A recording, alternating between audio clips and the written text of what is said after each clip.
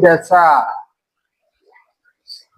Electronic media या और अन्य कई माध्यम से पता चला, जहाँ के पूर्व मंत्री मिथिलेश ठाकुर जी द्वारा मेरे ऊपर थाना में मुकदमा किया गया है और वह मुकदमा 22 तारीख को मेरे द्वारा बुलाए गए प्रेस कॉन्फ्रेंस के एगेंस्ट में किया गया है। देखिए, 22 तारीख को मुख्य रूप से ये जो सड़क के संवेदक है, उनके द्वारा नियम कानून को ताक पर रख करके सड़क का निर्माण कराया जा रहा है। अब देखेंगे, बाबा साहेब अम्बेडकर जी के चौक से लेकर के कचहरी तक के बीच में जितने दुकान हैं या इन्हें मझियाओं तक भी जितने दुकान हैं, मोस्टली दुकान आप देखिएगा, सड़क क्योंकि ऊंचा बन गया इसलिए दुकान डाउन में चला गया। मैंने कहा कि भाई कभी भी इंजीनियरिंग मैनुअल में ऐसा हो ही नहीं सकता है कि आप सड़क बनाइए और सैकड़ों हजारों दुकानदार तबाह हो जाए। मैं उसी के विरुद्ध उस दिन प्रेस कॉन्फ्रेंस मुख्य रूप से बुलाया था कि भाई संवेदक और इंजीनियर की मिली भगत से एक साजिश के तहत हम कह सकते हैं या पराकलन घोटाला हुआ।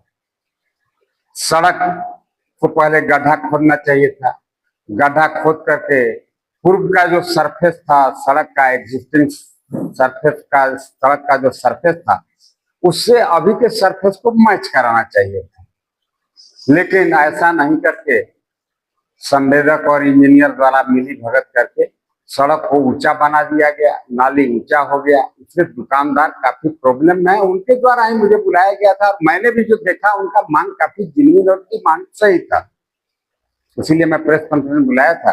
और मैं तो इसके लिए लड़ूंगा भी, हर हाल में मैं संवेदक को बाध्य करूंगा। जरूरत पड़ा तो मैं इसको विधानसभा के पटल पर भी रखूंगा कि कौन सा गाइडलाइन कहता है कि आप ऐसा सड़क बनाइए कि दुकानदार तबाह हो जाए। एक विषय मुख्य रूप से यही था, सड़क पर चर्चा मैं किया था और उस दिन मैंने एक बात कहा था कि मिथिलेश ठाकुर यहाँ पर जनप्रतिनिधि हैं। अब जनप्रतिनिधि होने के नाते आपको अपने गांव का नाम बताने में क्या दिक्कत है?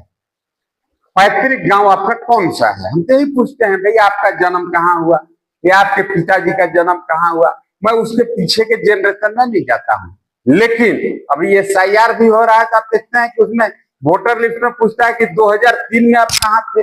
2003 का अगर आप प्रूफ नहीं देंगे तो आप 26 में एलिजिबल नहीं होंगे। तो इससे ही मैं तो यहाँ की जनता की जानकारी के लिए कहा तो मिथिलेश ठाकुर बताओ कि तुम्हारा ओरिजिनल गांव कौन सा है, पैतृक गांव तुम्हारा कौन सा है।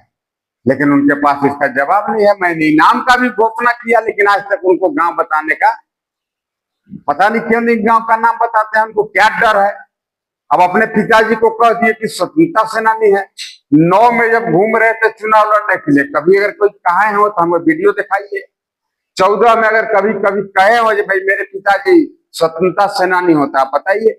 लेकिन 19 में जैसे ही चुनाव जीत गए, जनता को ठग के धोखा दे करके उन्होंने अपने पिताजी को स्वतंत्रता सेनानी कहा। मैं कहा कि अपने पिताजी को बकसना चाहिए उनको।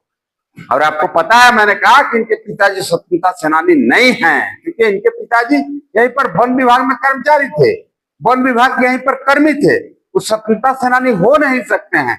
अब ये कहने पर भी उनको मिर्ची लग जाता है कि नहीं मेरा पिताजी स्वतंत्रता सेनानी थे। यही सब देखिए मुख्य विषय है। और अगर सच हम नहीं कहेंगे, एज ए विधायक हम नहीं कहेंगे तो कौन कहेगा? तो ऐसा मानहानि 1 लाख बार मैं करने के लिए तैयार हूं। और उसके द्वारा कुछ छोट भैया को विरोध में बयान दिलाया जाता है, उससे सपना तिवारी विचलित होने वाला नहीं है।